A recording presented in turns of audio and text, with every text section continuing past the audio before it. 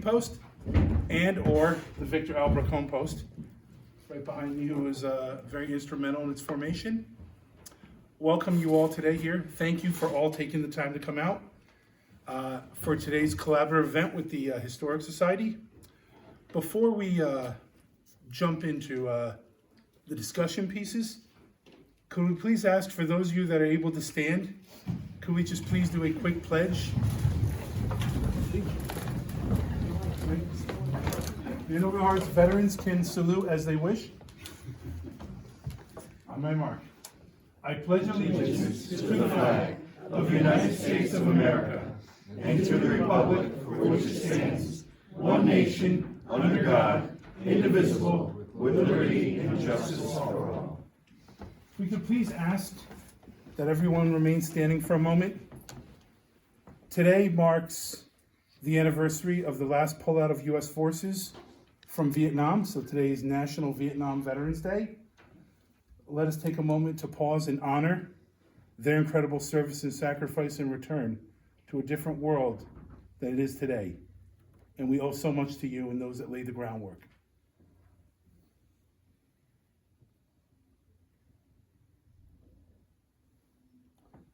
Furthermore, as all the members of our post here have deployed and served in some very unsavory places around the world, if we could please take a moment to pray for the safety and return of our existing service members all over the world, especially those in more immediate harm's way.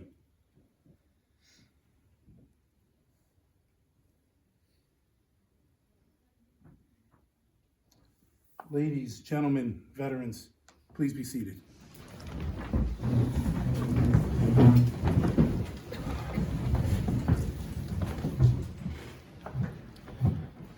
Over the years, I would drive up and down this road, and I'd see kind of this old building back here. And I wasn't quite sure what it was.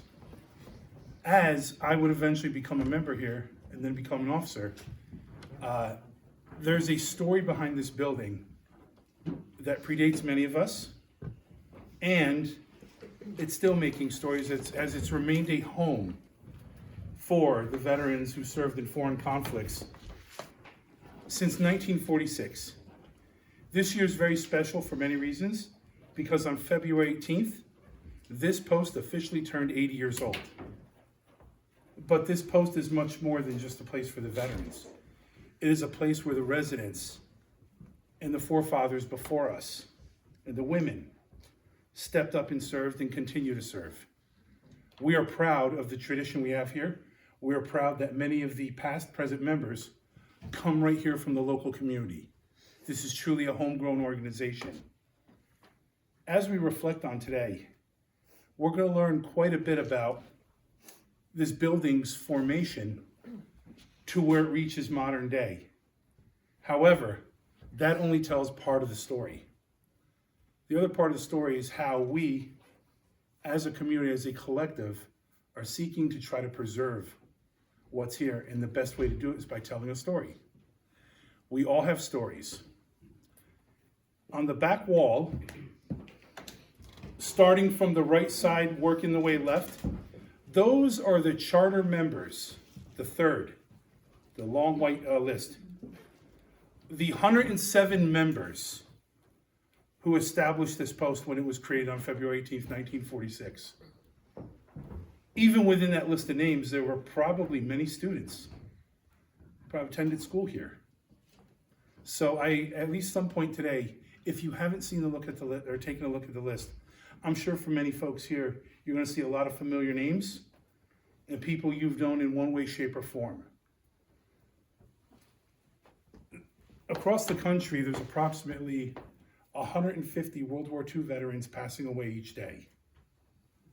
They are soon going to go off into the annals of time. But without our ability to remember them and to remember their sacrifice and their story, we're hoping to preserve what we can. So, and it's important.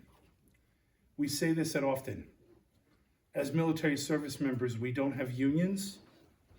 We don't have special protections. What we do have is the American people. We don't see our service as necessarily a job. We don't see it as a service. It is a calling and a duty. For everyone who's worn a uniform, and for those of you who've had family members or people that you've been worried about serving.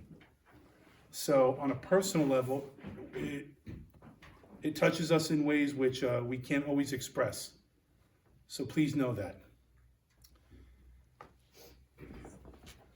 We want to draw very special attention to Mrs. Chris Quintamo, who's taken the time to come out today and share her experiences and her story, for it's very important. The village of Wappingers may be nestled in a slight corner of the county, but the amount of people here who stepped up to serve, experience, the stories provide far more than what we can ever state.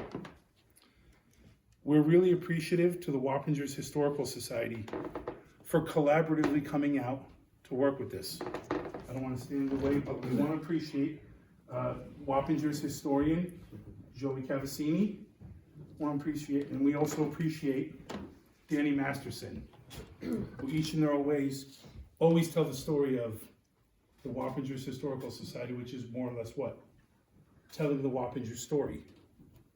This is what we're here for today. I eagerly anticipate listening to this, and thank you all for taking this moment as I formally pass this on to Mr. Cavassini. Thank you. Thank you. Thank you. First and foremost, can we get a round of applause for the VFW? It's their 80th anniversary this year. Round of applause for that.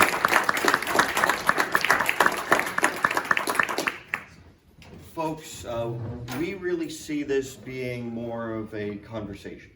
Rather than a politician or historian lecturing at you, we want to have more of a conversation. So at various points, we're going to be kind of changing the tune of what we're going to be doing, not only providing you history, but having a conversation.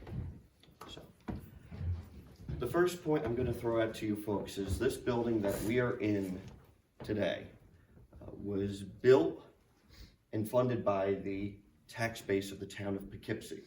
All right, I just want you to think about that, because that is going to kind of tell the narrative of this story. Because we're in Wappingers Falls, right?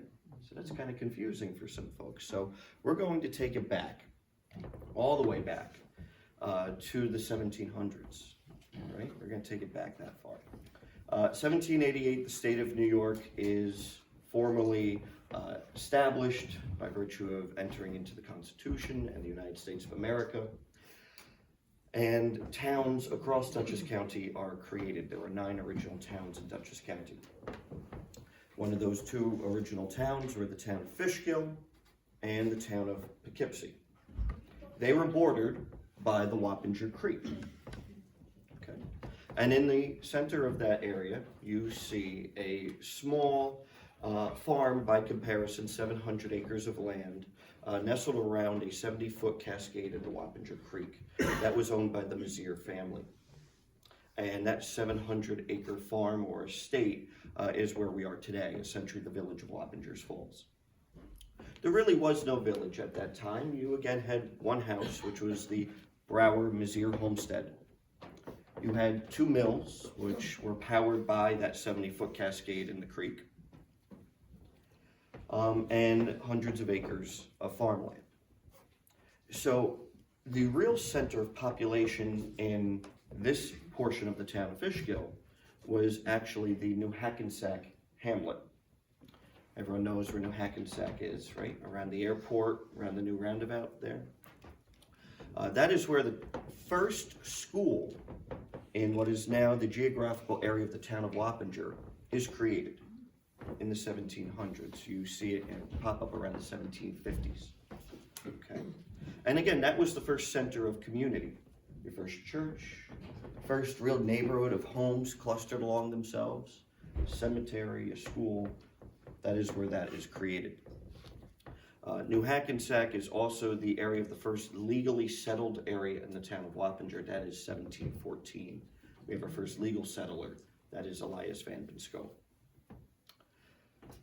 So naturally, in the 1700s, around the American Revolution 250 years ago, there was no need for a school here because it would have only served one family. But it was not until the 1830s that you start to see a legitimate educational institution established within the boundaries of the village of Wappingers Falls. You do see in the area of what is now Zion Episcopal Church, there was the first Sunday school taught within these geographical boundaries, and that was taught by Mrs. Matthew Messier. And eventually, over time, the Messier family sells or donates a portion of that land to create the Zion Episcopal Church, but that was a Sunday school. And that area too had great significance as well, the area of the Zion Episcopal Church, dating back very early on. That was a Native American burial ground. It was a burial mound in the area of the Zion Episcopal Church. And then over time, you had European settlers buried in that area as well. But that is where Mrs. Messier taught in the area of that old burial ground underneath an old tree, it's said, under the story.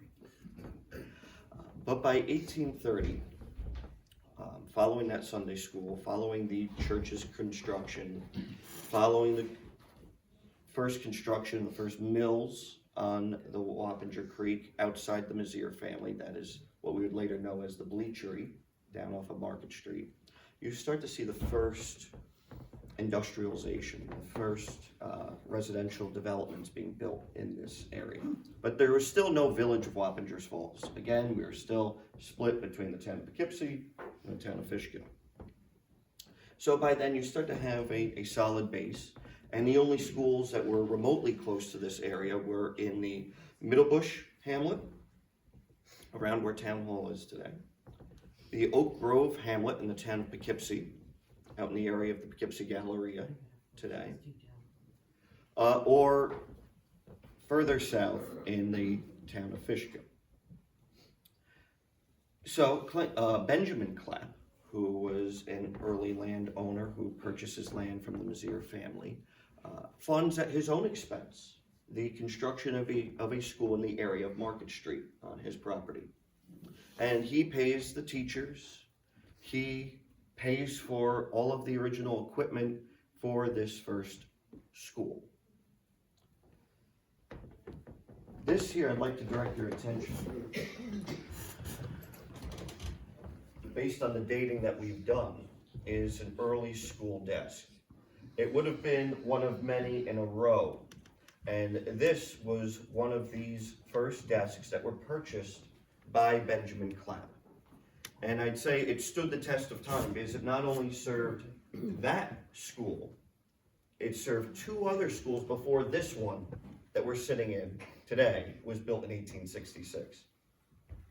Just to put that in perspective. It served the test of time, and we are honored to return it to its old home today. So Clinton Clapp builds this first school. It's rather primitive, and you can tell by the desk design there. And then you start to go into more modern times, 1845. 1845, this portion of what is now the village was known as Edom, or Edomville, okay? And the Edom School was constructed right in the area of where Nonina's is today, that Italian restaurant there at the corner of Church and West Main Street. And that became a formalized district school, in a sense, that was actually funded by the tax base and operated by a local government. That desk is then moved to serve that school. And it wasn't until the 1860s that the village of Wappingers Falls is now starting to grow in industrialization. You're seeing during Civil War and post-Civil War industrialization and population growth. So by this time, you start to see calls for more government services that were not being provided by the town of Poughkeepsie or the town of Fishkill. Joe, where are we at, 1860? 1860. So 1858 map does not have this building on it yet, nor does it have School Street, it doesn't have church, it doesn't have any of that. So it's owned by the Maziers at that moment. It's in the process It's of being sold. subdivided by Yeah, this time. so not till 67, does it show up on the map, Yes. and that's School Street.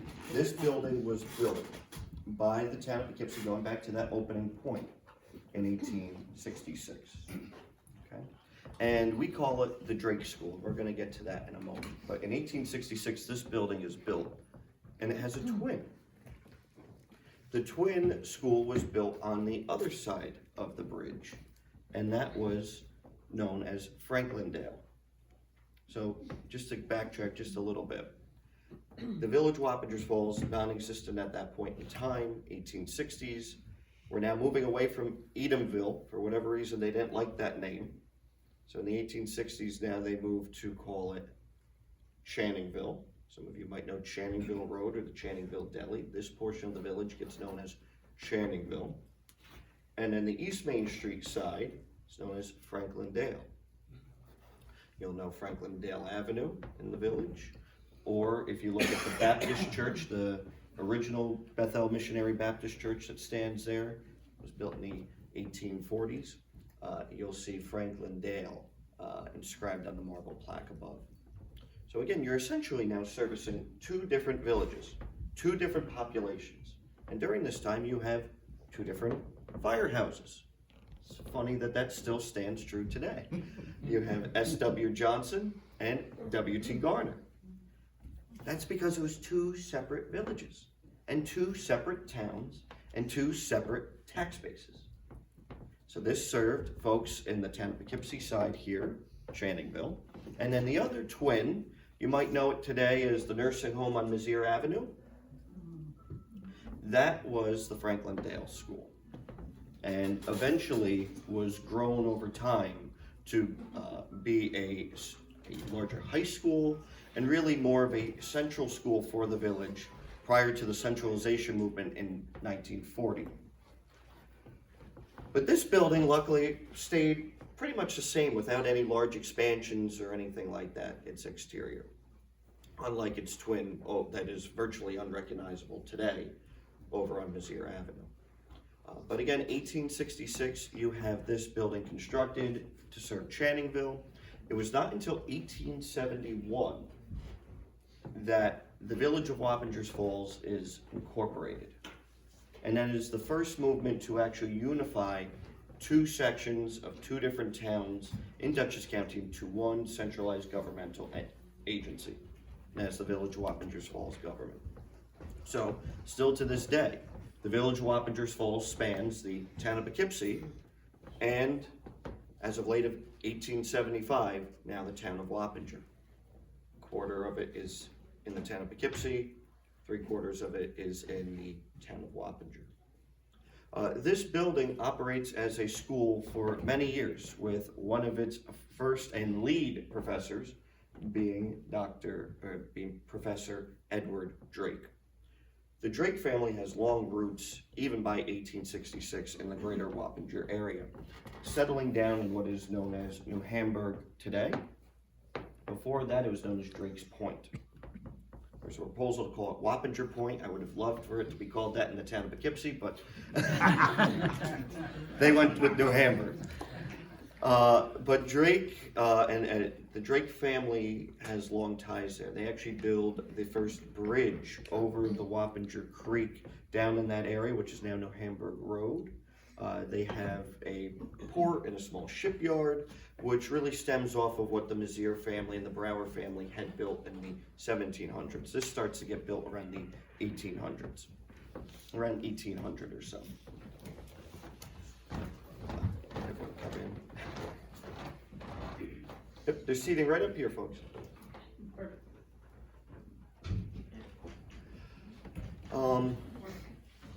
So, Edward Drake is professor for over three decades in this building.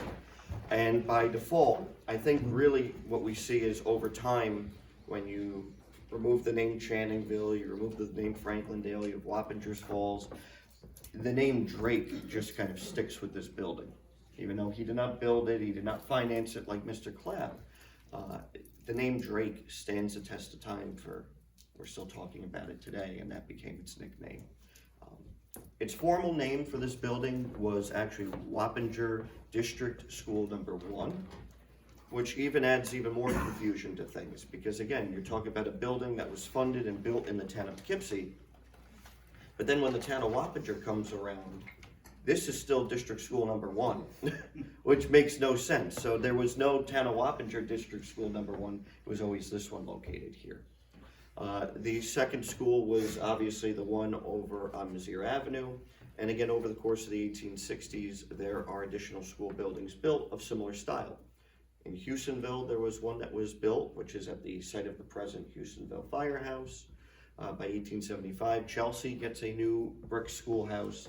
The remainder of the hamlets, New Hackensack, Swartattville, Myers Corners, Middlebush, they only had small wooden, what you would consider red schoolhouses, little red schoolhouses. Houstonville, Chelsea, and then the two in the village, Wappingers Falls, were the two brick, larger ones because they had more business, more industry, they had a greater population. So that's one thing that we like to provide context for. In addition to the desk that we have here, we also have one of the nicest chamber pots, one of the nicest commodes that I've ever seen in antiquity. This one here rises from a box base to actually having these handlebars for both accessibility and comfort. But this commode here was actually also located in this building. Dating by its character and the design of it, we believe that this was probably purchased first and foremost for this building when it was built in the 1860s. So again, before it predated plumbing and electricity and gas. That is a really, really neat piece that we also like to point out as well. So as I left you with some toilet humor, I was going to turn over Danny. Is there anything in particular that you think I might have left out so far? I want to say, you have a question? Go ahead. I just want to use it because I really want to demonstrate it. Bill Samuel was a retired town Poughkeepsie cop, so that's public indecency, correct? What would that charge? You could just slip that in. But Danny? I think you covered it. Just a note on these, that in the 80s, when they were upstairs working in the rafters, they found 3 desks, which we have over at the homestead, so we figured we'd bring one. If you get up close to it, you can see that there are initials that are carved into the desk, which is pretty cool. I don't think it was good at that time, but yeah, so and we do have some tablets as well, and chalk. So that was in the 80s that they found these up in the rafters, and then they donated them back to, they gave them to the Historical Society. So no, I think you kind of covered some of that. Yeah, I mean, that's basically the beginnings of the school system in the village. So from 1866 to 1940, this was a established, centralized district school for these neighborhood kids in the village. 1940, that all ends. We had the centralization movement in which President Roosevelt centralizes schools all across the country with the idea of saving money during this time. So the little red schoolhouses that we all know and love were essentially defunct by that point in time. And the Wappingers Central School, which is at the end of Remsen Avenue, was constructed. And its original intent, it only lasted 10 years, was to serve children from the towns of Wappinger, Fishkill, East Fishkill, LaGrange, Poughkeepsie, Kent, and Phillipstown from grades kindergarten through 12. Wow. That only lasted 10 years, folks. And that was because of obviously the post-World War II boom. You have IBM come into Poughkeepsie, and the town of Wappinger, for example, had a significant increase, a 120% increase in population. But even though this was no longer a school by 1940, it briefly returned as a school in the 1950s. And that is why we have Mrs. Chris Cantelmo here today, give some context on that, as well as some other folks, when it was brought back into use as a school. Again, 80 years ago this year, this became the VFW Post. The Wappinger Central School District became the custodian of all of those little red schoolhouses and schoolhouses across the towns.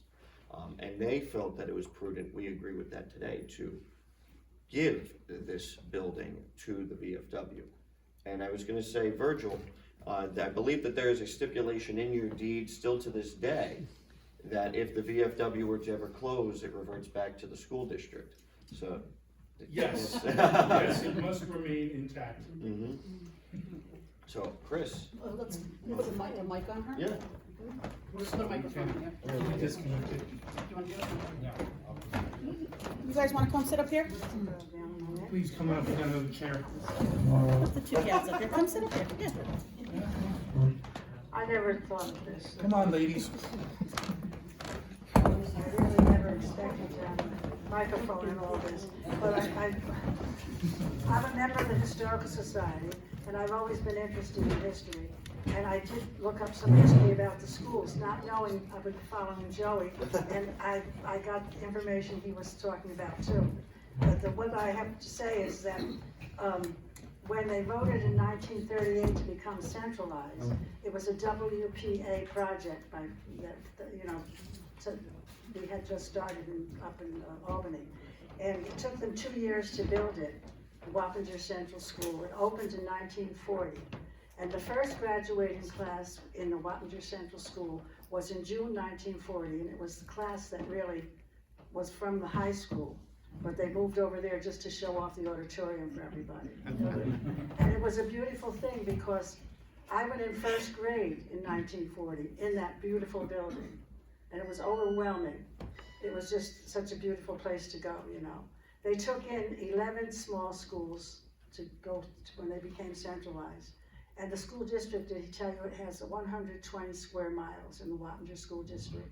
And today they're educating 10,500 students. So that's what I also have some of the notes here. Yeah, that's it. It's interesting that we have a local resident in Wappingers Falls. Her name is Mary Cardacia. She was Mary Prianti. And she was in that graduating class in 41 up at the school there. And her valedictorian speech talked about and brought tears to everybody's eyes because World War I had started, and she named all the boys who already had enlisted who were in that class. It was a very sad time. That was the beginning of World War II for us, really. But I was only 6 or 7 years old, so my memories, are from a child's viewpoint, more or less. 1941 was a terrible year for me, because first of all, World War II broke out. And secondly, my grandparents' house, which was on Remsen Avenue, burned down, and they were both killed in the fire. And the interesting thing is, I was born and raised in that house, and it was a big farm right in the middle of the village of Wappingers on Remsen Avenue. So there's a lot of little interesting things about Remsen Avenue and about the village, I may say. You probably know many of the things I'm going to say because you're from the area and because you remember World War II a little bit. I don't know. Do any of you remember World War II? I don't know. But I have memories of it because my family was so active during that time. So many changes happened that year. Well, on December 7th, we know what happened. Pearl Harbor was bombed. And then, as I said, by June of that year, and the guys were graduating high school, they were all joining the Army and the Navy and everything. But after that fire, we're going to go down what happens down during World War II, little things that are interesting to you maybe. After the fire, my father had two sisters who we didn't live in the house anymore. We had just moved out of the house 2 years before it burned down. Otherwise, we would have been in the fire too.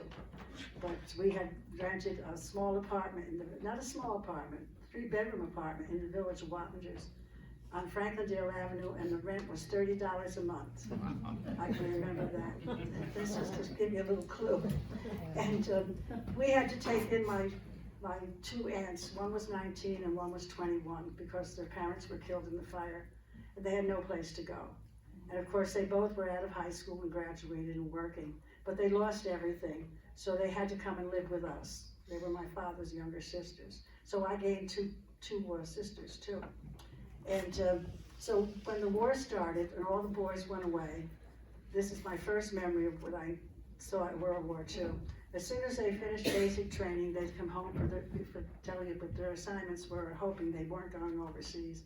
But my mother and father opened their house, and they all could come to our house on Saturday nights. They bought a record player, and my two aunts just had a wonderful time. All the guys came to our house, and I can remember all the singing and dancing and music playing. Everybody brought their records. My mother served refreshments, and I stood on the top of the stairs and listened and enjoyed hearing it all. It was very nice to hear. So as the war became really violent and invasive and so forth, you couldn't believe what you heard on the radio. Everybody was tied to their radios. And the only thing we really saw, the visual thing we saw, was a few pictures in the paper, but when you went to the movies, they always had shorts, if you remember shorts. And you would see all the terrible things that were going on in the war. It was hard to believe some of the stuff we were seeing, you know. And the draft service began right away. Selective service went into effect with the draft. It required men between the ages of 21 and 45 to register to be called to serve the country. Between 1940 and 1945, 11 million men and women had registered in the draft. But women were stepping up, they wanted to be part of it too. More than 11 million men and women served in the U.S. Armed Forces during World War II. 10 million were the ones who signed up for the draft, I'm sorry. Just for a little quote, the numbers, 291,557 men were killed in World War II. And 670,846 were wounded. Okay, now we'll go on. We had to keep track of the war with the radio, as I said, and the things in the papers, and watching the other thing, watching the shorts. But there was something local of interest. There was a telephone company. I'm trying to put local things in here too. The telephone company was on Main Street, East Main, over on top of the Knights of Columbus building.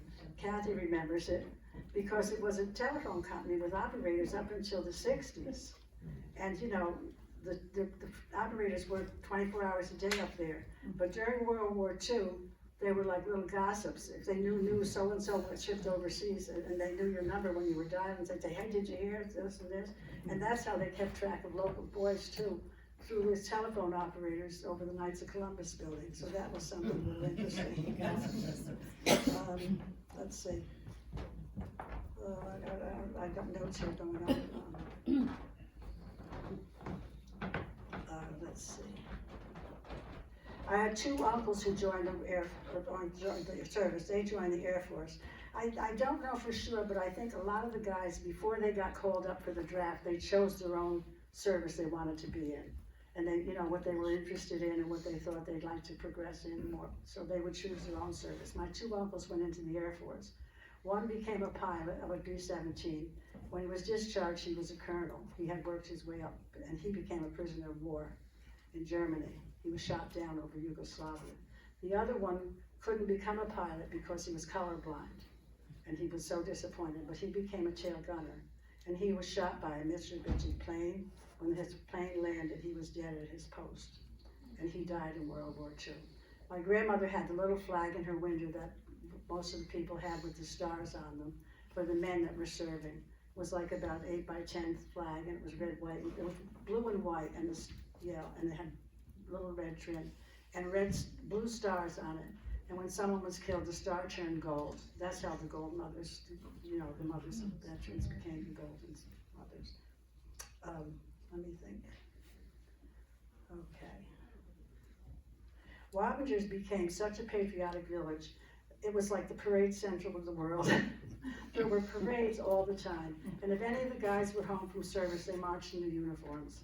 And of course, I excitedly, after going to first grade, second grade, I became a Brownie Scout, so I marched in all the parades. And the guys, if they were home, would march, with us, and the school bands would play, and it was a great time for celebrating them being home too.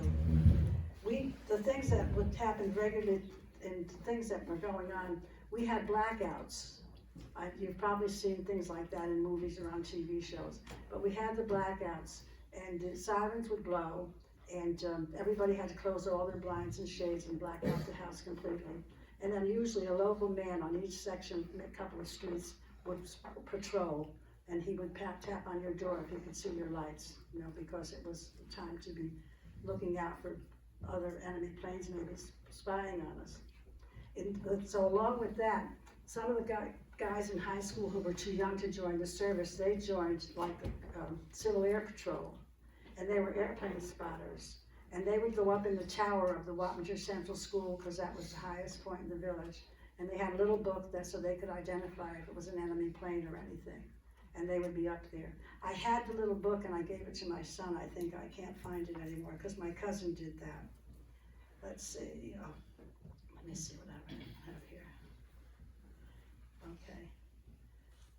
And then finally I joined the Brownies. As I said, I marched in the parades. And of course, these are some things that we did. We learned how to knit those little squares, 6-inch squares, and then they sewed them together and make Afghans for the troops. And that was one thing that we did in Brownies, and we marched in the parades. But something else we did at Brownies, we would go on hikes and we would gather milkweed pods, and we put them in a bag. Did you ever hear of that? They used them to stuff the vests, you know, the flotation vests. So that was what they were for. And so that was another thing that was going on. And then of course the other patriotic thing we did was we all brought in 25 cents a week to buy war bonds.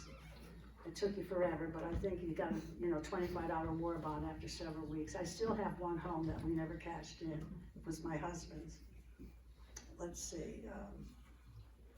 Then there was the rationing. It was really unbelievable. Everything seemed to be in short supply. Sugar, butter, meat, even shoes, everything. And we had to learn how to, everybody learned what margarine was. Because, it used to be just a big cup of lard or something with some yellow dye. It was horrible. We hated it. We hated that. And of course, peanut butter became very popular because meat was scarce. And so the funny thing, shoes were rationed. Each person in the family could buy one pair of shoes. A friend of mine, she was a member of the family, 5 girls and 2 boys. And the girls would con the boys into doing their chores so they could get their coupons, so they could get a different pair of shoes if they wanted. Fabrics changed. There was no more silk because silk was also rationed. They had to, we recycle. You think you recycle now? You want to hear recycle? You should hear this. We recycle metal, rubber, paper, kitchen fat. Now, I don't know what it was used for, but there was always a thing on the stove where my mother poured all the kitchen fat, and I think she brought it to the AMP and turned it in when it was full, because that was something else they collected. So anyway, that was that. At some of the streets, Wappingers Village, per capita, sent more men to World War II than any other village this size. And many families, especially in the neighborhood where I lived, sent more than 2. They'd have 2 sons. Some of them had 3 sons. I think the Sullivans, did they have 3 sons? Mm-hmm. Yeah, the Sullivans, I knew that those are her uncles, right? Yes. Yeah. They had 3 sons in service. I know on Franklandale Avenue there were families with 3. And in fact, I saw pictures of some of them rolling through that strip there, who lived down that way. By the way, the house that burned down, my grandfather had built it of concrete, so it didn't burn down, it burned inside. Mm-hmm. So during World War II, my father was rebuilding the house for us to move into. And it took him a long time because products were so limited and everything, but we moved in 1946, I think. And it was, I don't know why I wanted to tell you that. There was something about that. I don't know, but it was a difficult time to get stuff to finish up the building. Let's see. Mm-hmm. Now, what happened during World War II, this area had so many manufacturing places because they were all manufacturing towns. Beacon itself, let's see, Wappingers had the Sweet Ore. The Sweet Ore made, Rosie the Riveter's jumpsuit she has on in the factory? The Sweet Ore patented that design in World War I. And it was worn by a few women in World War I, but in World War II, it became very popular with all the factory girls who had to work in the factories. But also, Sweetor made the Navy bell-bottoms, but that was at the Newburgh plant. In Beacon, they made army blankets, tent fabric, leather jackets for pilots, rubber lifeboats, and the canvas tent material, and what was the other thing? Flotation vests. And that's what was made in Beacon. The leather army jackets that are so famously and expensive to buy, you know, if you see them, those aviator jackets, they were first made in Poughkeepsie for about the first year of the war, and then the factory moved to Beacon to a bigger factory, and they produced them. My uncle told me when they were signing their jackets, that all the guys would look in the pocket to see if there was a girl's phone number, because some of the inspectors would put them in the pockets, yeah. Okay. Let's see, that was that. Okay. My friend lived in New Hackensack. This was during World War II. Oh, by the way, when all those kids from those 11 schools that came into Wappinger Central School, they didn't all come in all at once, because some of the schools still held the upper grades and, you know, or held the lower grades, and so they came in dribs and drabs. But I met my very best friend that I still correspond with in 2nd grade. She came from New Hackensack, and she always would tell me that during World War II, that they couldn't sleep at night because they were right across from on Route 376, right across from Warnock House there, and the construction on the field was so, you know, going on at night with lights on and everything, trying to lengthen the runways, because they brought student flyers over to practice night landing and flying. So that's why, you know, she said that was going on during World War II. Okay, now, so that I can't think of much else to tell you about that, but I'll tell you from the end of the war, the result of World War II affected this area a lot, because of the fact of there was, let's see, there were the low mortgage rates, so the suburbia became the most popular thing in the world. That's when it spurted and became so, and this place grew like crazy. And then there was all the housing, and then, of course, a lot of the people who never would have gone to college went to college on the GI Bill. So many of the men of Wappingers that who never could have afforded or even would have thought to go to college took advantage of the GI Bill and made a lot of men become professionals and made them able to have good livings and support their families. The other, let's see, there were the low mortgage rates. That's what forced all the new buildings and people buying homes and everything. That was a result of World War II.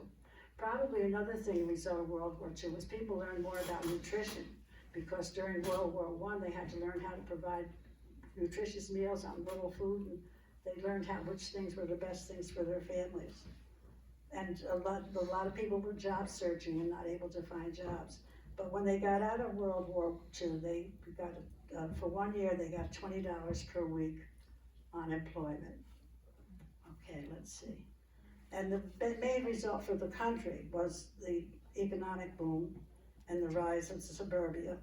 And then there was a baby boom, and it was a good time after World War II, so something good came of it, but it wasn't, and we became known as a superpower, which I don't know was important to find out, but we did.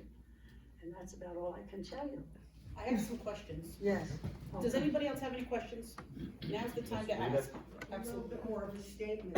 Also in 1949, IBM came into this county. It was all farming. Oh, yeah, And so it definitely, between the GI Bill, yeah, you're bringing out a crop of engineers. right, And exactly. you had all the land here. And so that also made it very important, this area, because you had the Poughkeepsie and East Fishkill for IBM. I forgot to tell you, the IBM building was a munitions factory during World War II, and just before they became IBM. Yeah, yes. We saw a lot of repurposing of the industrialization in a lot of these factory towns. Primarily the town of Wappinger was agriculture, to Rita's point there. But pre-World War II, the village of Wappingers Falls at one point had 20 plus factories in it, servicing everything from textiles to we had a hat factory, we had a dress factory, multiple cigar factories, you name it, Comb, we had the ivory comb factory down on Fulton Street, which was actually, the ivory comb was patented in the village of Wappingers Falls by a previous town supervisor, a little tidbit there. But just to put that in perspective, again, the industrialization throughout the 19th century and the early 20th century really changed over post-World War II. That is when you start to see these factories shut down. They survived the Great Depression. IBM coming in and employing these folks in mass numbers is, by 1955, the bleachery closes. You start to see these factories start to shut down. And to elaborate on one point, which I want to really emphasize with everyone, Chris noted that the village of Wappingers Falls provided more men and women than any other municipality per capita in the United States of America. Wow. This village is a square mile big, folks, just to put that in perspective. And Franklandale Avenue, where Chris lived, that street, it's a little bit longer back then, before the village landfill, provided more men per capita than any other street in the United States of America. Franklandale Avenue, just to put that in perspective. That was called Irontown too, right, Chris? They called it Irontown. Franklandale Avenue, they made a banner, a red, white, and blue banner, and they had the gold stars on it, and they put it across the street from one telephone pole to the other, so the street showed how many they had. They used to have a banner up on the start of the street there, yeah. 257 village residents went to World War II. We were discussing earlier, how many that you know that didn't come home? And who were some of those names? Okay. From this side of the bridge, Hugo Paggi, and for another, on the other side of the bridge, there was a Tobacco, Tommy Tobacco. There was my uncle, Frandy DeMizio. I can't remember who else. Oh, no, he's home. He came home. I can't remember. You know, we had a what do you call it? The honor roll. The honor roll was at the corner of the Mazaire Park. It faced the library, and it was red, white, and blue. It was very beautiful and beautifully lettered. Somebody did it. Some artist did it, and they all had all the names of all the boys, and that they had passed. They had the gold stars on them. I think probably someone has the numbers, but I don't know them. We have those. The names of all of them. I can't think of them right now. The first and at the time, the youngest from the Wappinger area was Alexander Joseph Butsko. Oh, right, and yes. And he was very young. The first from the actual village itself was Eugene Darrigan. And some of you might be familiar with that name, as we welcomed home Staff Sergeant Eugene Darrigan just last year, when his remains were recovered from the Pacific and returned home to his family's burial plot at St. Mary's Cemetery. Roughly 83% came home. That's right. Roughly 83% came home. And I didn't say, but at the end of the war, we had a big parade. I mean, our biggest parade, and we were big on parades. And of course, the Wappinger Central School had a marching band, and they had these red, white, and blue marching uniforms. I mean, red and blue marching uniforms, and they wore big tall hats with, feathers on top. And it was just always such a big patriotic thing to have the parades and everything. It was very nice, really. So at the end of the war, there was a big parade, and I can't think of, I had a couple of other notes in here I forgot I wanted to tell you. I can't remember them now. But it was a difficult time, but it brought families closer together, I think. It was a different time after the war. We felt more family oriented. You saw, again, a social change too, also in education. Schools were sent, were where you sent your kids to be educated. They were not necessarily a place of social gathering or athletic opportunity. This building, again, served an educational purpose. The $1 million school, as it was named when it first opened, the Wappinger Central School, now the junior high, really revolutionized that. Because as Chris said, you only knew the people in your neighborhood. So to put that in perspective, this building here serviced people, when you just looked at that window, all of the surrounding neighborhoods. They didn't engage with people from New Hackensack or Sword Out Hill, maybe Houstonville, but that was about it. You engage with the people in your neighborhood. So when the central school was built, you brought all sorts of people together from one town that we all know today, but it really, really made a big difference there as well. I graduated from Wappingers Schools, I'm sorry, and I was the first class to have done the whole 12 years in that building. When I graduated, yeah, I graduated in '52, I was the first class to have done the whole 12 years in that one building. And then I went to work in the building. George? Kind of follow up on that, George Hemlock, also with the Historical Society and the Post. But, kind of follow that, I know I have home and everything, a little, ticket that was given for students, because there were, at the time, before the centralization of this big school, you used to have to go, if you wanted to further your education, go to Poughkeepsie. Yeah, And they used, had tickets for the Wappingers, Poughkeepsie, not bus, Trolley. trolley. yeah. And I have a couple of those tickets home and pencils and everything. A lot of the, this is related to what George is saying, I know several women who went to St. Mary's School to 8th grade and then took the trolley to Poughkeepsie to go to high school. Nick's, my husband's aunts did. And then some of them, didn't go down to Wappingers for their high school. They would, even after that, they continued, if they lived on this side of the bridge, most of them would take the trolley and go up there for high school. Mine were my relatives, the Napoleons, or Yeah, the Napoleon right. boys, that's what they Right, did. that's what they did, right, yeah. Yes. Did your mom come here? My mother made probably, I think she said she did 1 year here. She went to St. Mary's, and then for some reason she came here 1 year, and then she went into high school. She graduated from the high school on Mizzier Avenue in 1932. She was a great basketball player. I've got all her yearbook pictures. Rita?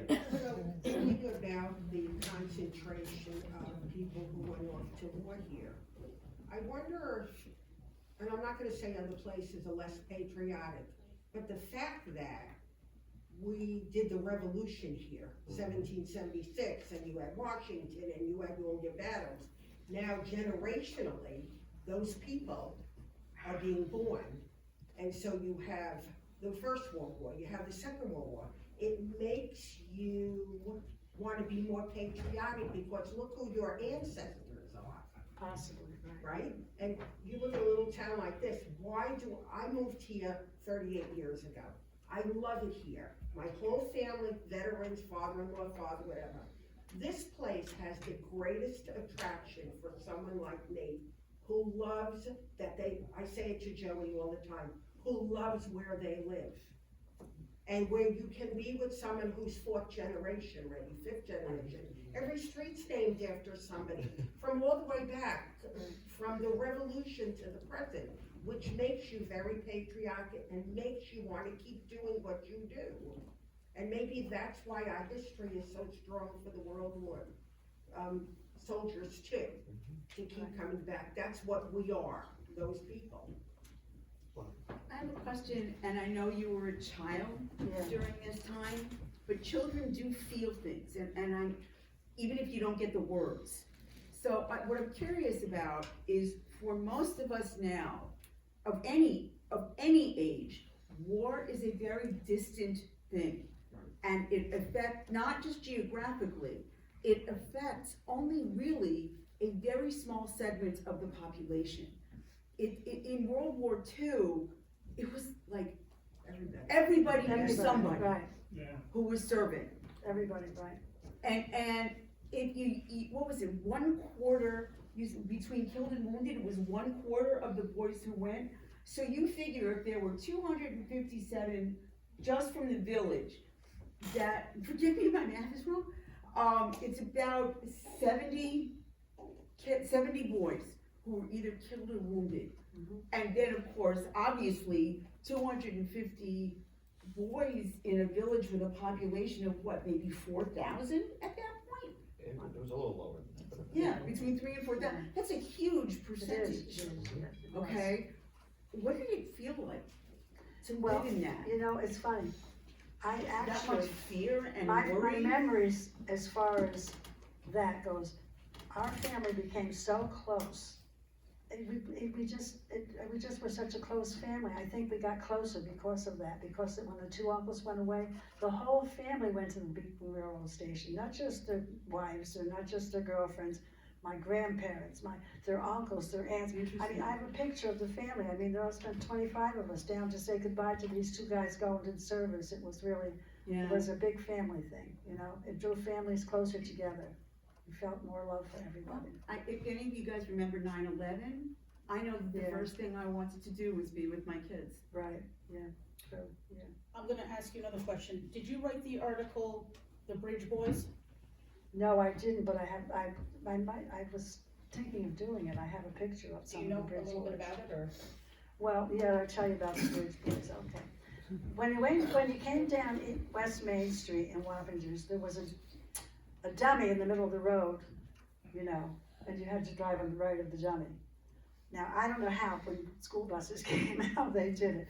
But also, there was, in front of Carabello's Pharmacy, which is now that empty building at the bridge there was a great big blockade poured of concrete. These girls remember it. It was probably about 30 inches wide and about 30 inches high and about 6 or 8 feet long. That's because a school bus went into the drugstore one time. So they put that there. But prior to World War II even, they used to have the bridge boys, I mean. They would go sit on the bridge. They'd either sit on that thing, or they'd sit along the stone wall and watch the girls go by and watch the cars go by, because they all wanted to have a car, so they watched that. So that's what they did, and they were the bridge boys. I have one picture of 4 bridge boys, and my uncle is in that picture. My uncle was killed in the war, so it was pre-World War II. It was probably, he graduated from high school maybe in 39, 38, 30, you know, early. Well, he was in college. He quit college to go into the war when his brother decided to go in. He was away in college with a football scholarship from Wappingers High School. And he quit college to go, yeah.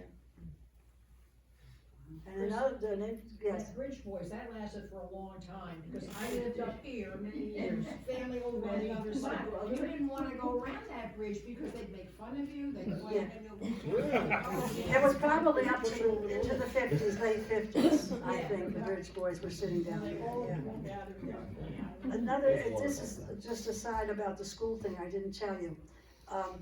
Our school buses, when Wappinger Central School opened, were our school colors, red and blue. They were not yellow, because yellow school buses, in around 1938 or 9, I think, the Federal Safety Commission decided school buses should be painted yellow. But the states and local districts didn't take hold of it right away. So our school buses turned yellow probably around 1946, no, even later than that, maybe 1947 or so. And when we first went to Wappinger Central School, there were 6 school buses. I still remember all the drivers' names. There were 6 school buses, yeah. So that's about all I can say, I think. Thank you.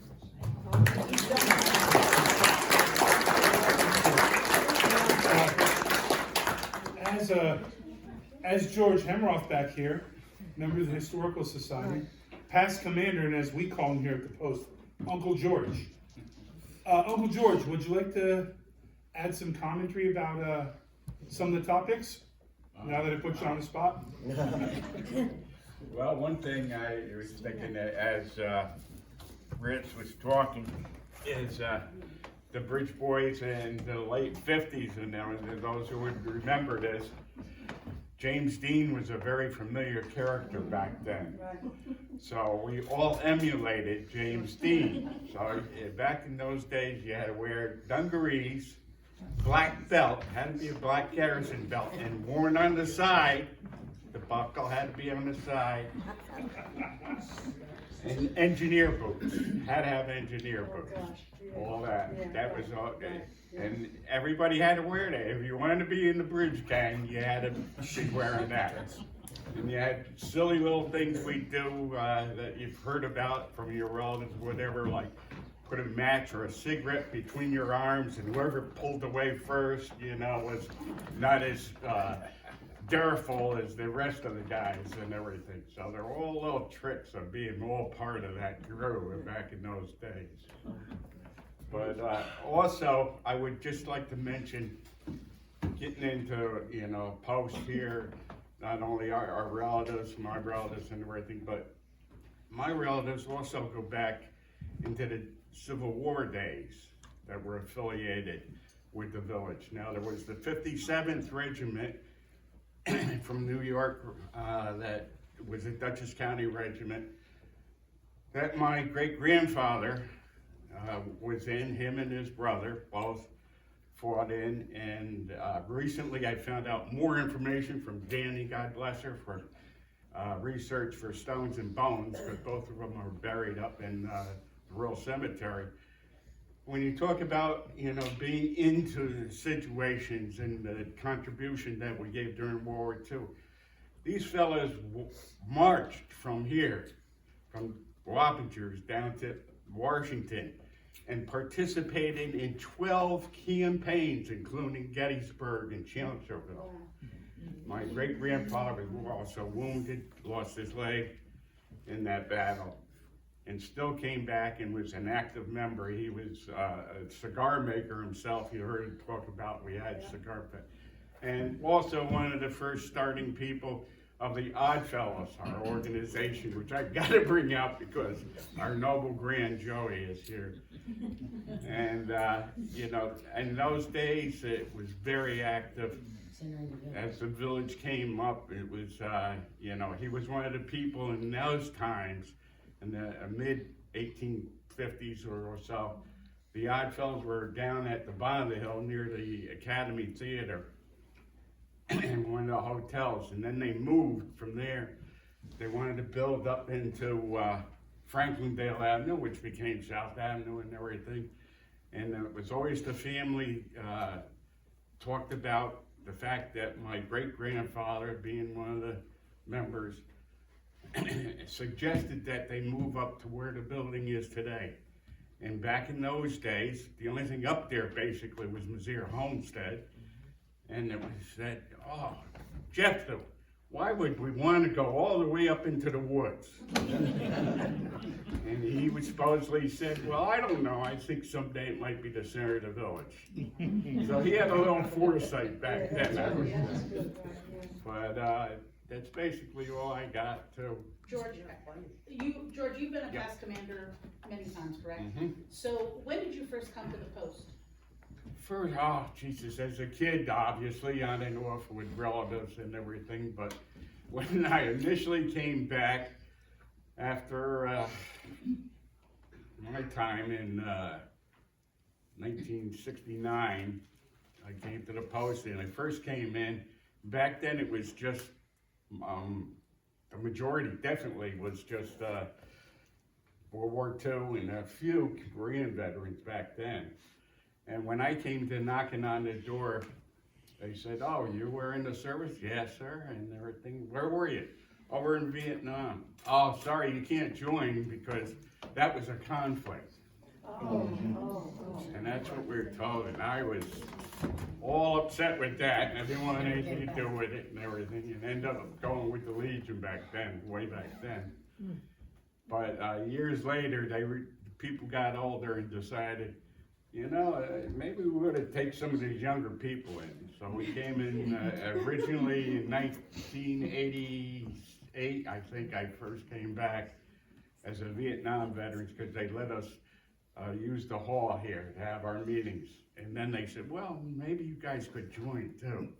So that's why I started. So I've been here since 1989. And I think 1990 I was first on command. As a child coming here, Yep. how was it here as a child? Well, there again, we all emulated as a child. You know, because as Chris said, we'd had every year a parade, especially at the end of the Korean War. Oh, big time, I can remember. Everybody bought, as little boys and everything, World War II boots. Anybody remembers the old paratrooper boots that they had, and you would all emulate, you know, any time we had to come up to any service club or anything, you'd have your pretend uniforms and now all the old hats and everything, World War II helmets and then whatever you could get from your relatives, and you'd be wearing those to get old shirts. I still have my father's, God bless him, he was in the Air Force, his World War II shirt and everything. So, you know, those were things that you did back then. You constantly emulating, trying to think.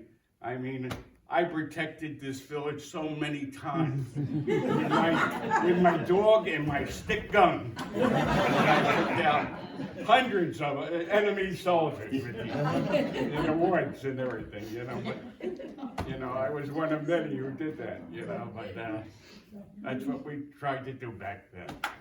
I'm sorry. I was just gonna say, George, you came here as a child. What did the building look like at that time, the rooms, things like that?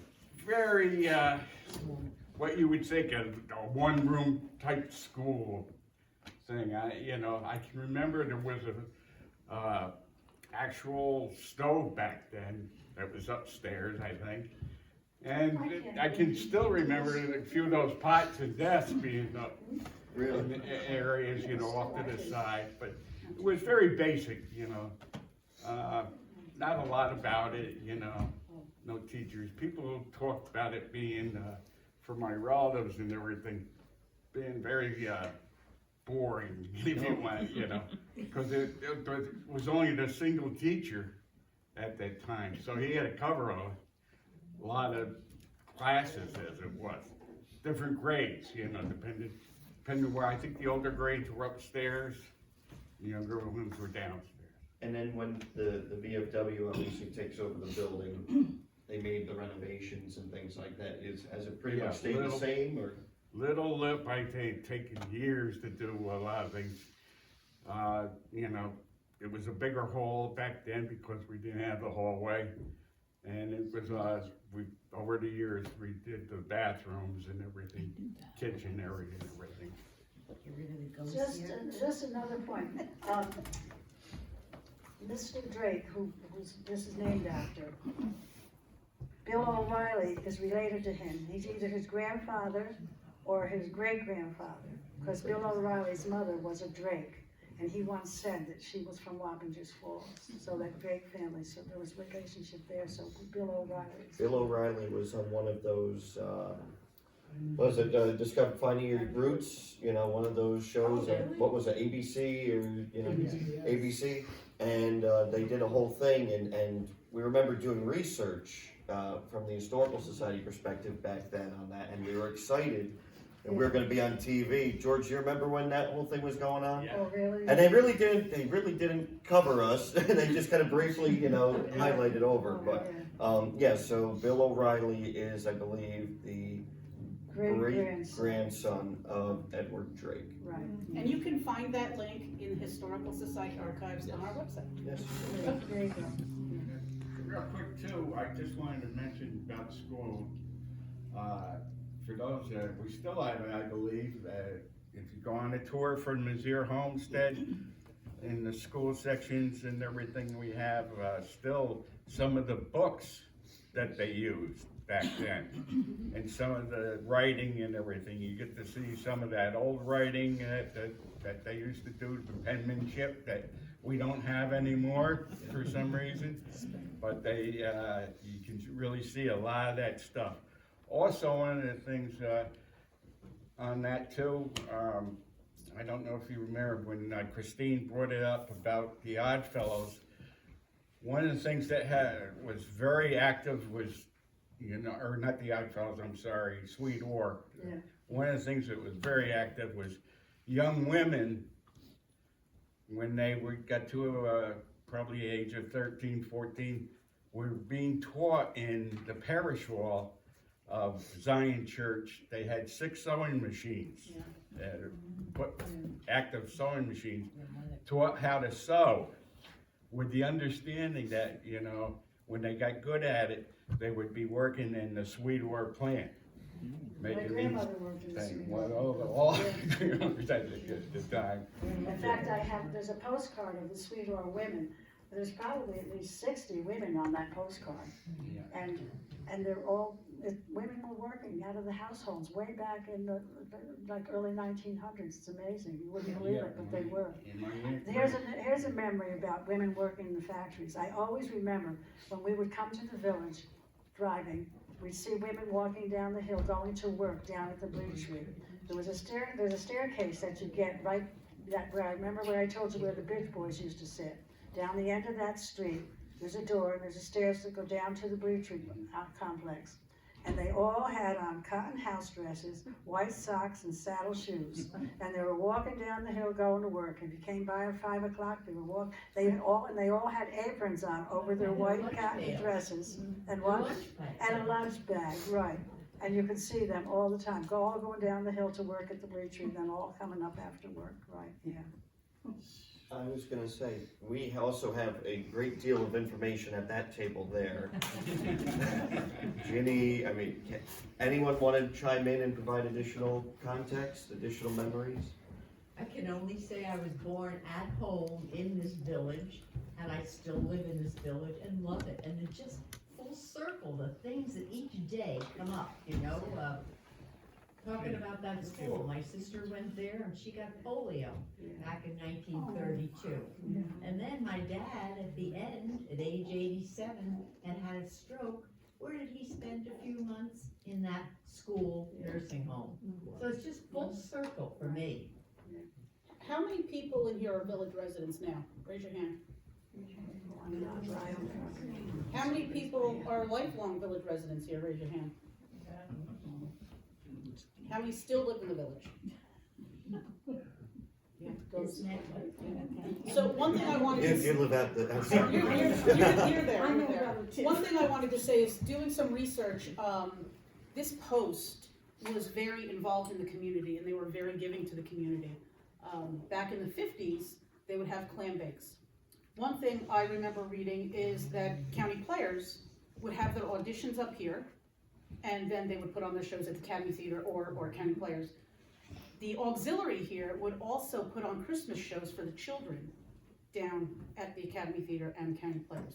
So for years upon years, they were very, very giving to the community, letting them use the hall for whatever they needed at no charge. Here's some history. The theater burned down around 1939, or prior to that, I think. Those priors. And my husband's family, they emptied it and cleared it. That's what they did. But my mother-in-law and father-in-law were married in 1925. She was from Highland, and she heard about these dances that were being held at this Academy of Music.